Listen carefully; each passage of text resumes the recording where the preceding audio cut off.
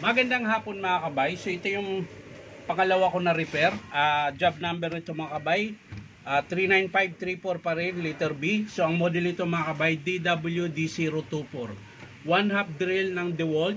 May hammer po ito, may reverse. Ayan, tsaka may variable. So ito mga kabay, nakasaksak po yan. Wala po siyang power mga kabay. Ayan. Kahit galaw-galawin ko yung cord, wala rin. Ayan.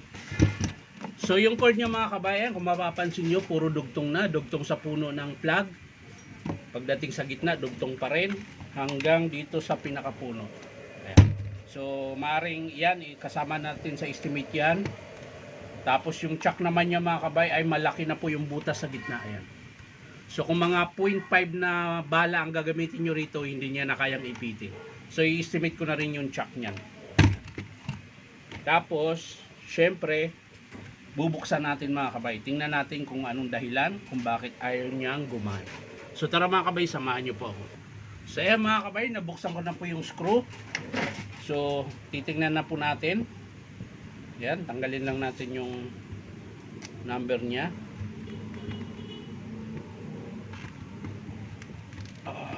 Ang tigas pa rin. Grabe. Yung inilagay pandikit nito. Yun.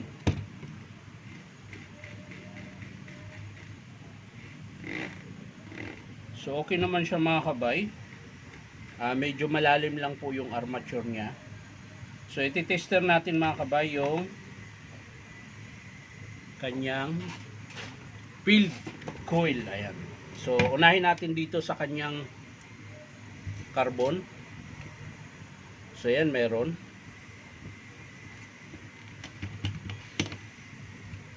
Dito. So kailangan nating tanggalin dito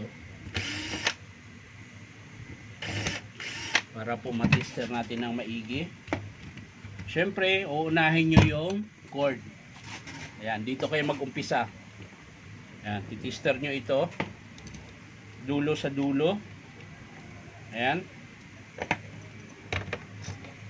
So di ko alam kung makikita dyan. Tignan natin. So ayan, kita naman.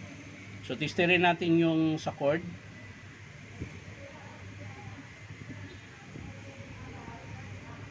So ayan mga kabay, meron po. Ayan, kabila.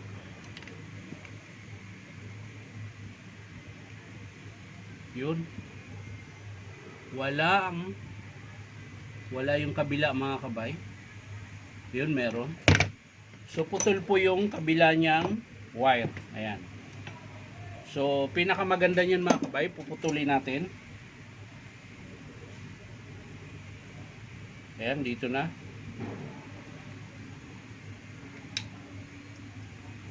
Para po malaman natin kung saan yung putol. So ayan. Tapos titesterin natin dito. Medyo malabo na po kasi yung kanyang cord dahil ang dami na pong dugtong. So dito tayo mag-tester sa, ayun, gumana. So ibig sabihin mga kabay, baka wiring lang ito. Ayan po, pag sinuswitch ko siya, ayan, gumagana. Ayan. Para sigurado po tayong gumagana, kailangan nating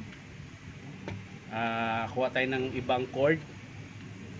Tapos iti-testing natin. Ayan. Ayusin lang natin yung kanyang switch mga kabay para hindi po maipit. Ayan. Ayan. Tapos, ayun, meron ho akong pang testing dito. Ayan.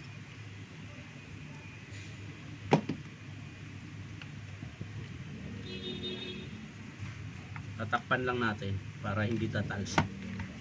Ayan. Tapos titesting natin dito. Direkta natin. Kukunin ka, Gil? Ayan, daan ka. Okay lang.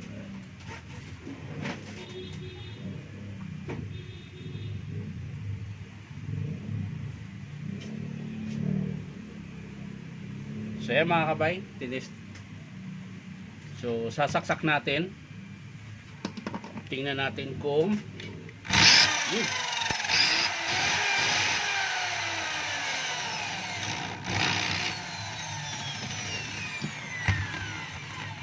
So gumana siya mga kabay. So ang papalitan lang natin dito mga kabay ay carbon brush. Ayan, maiksi na yung carbon niya. Yung hammer. Tingnan natin kung malakas pa yung hammer. So ayan, okay pa po siya mga kabay.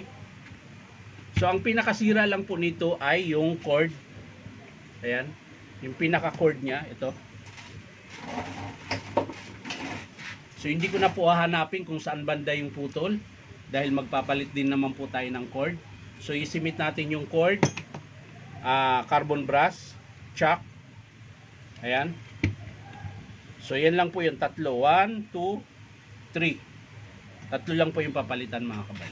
So maraming salamat mga kabay sa panonood at palike and share rin po. Sa mga gusto magpa-repair mga kabay, punta lang po kayo dito sa Powerman Hardware 530 T. Alonso, Santa Cruz, Manila. So yan lang mga kabay, maraming salamat. Bye bye.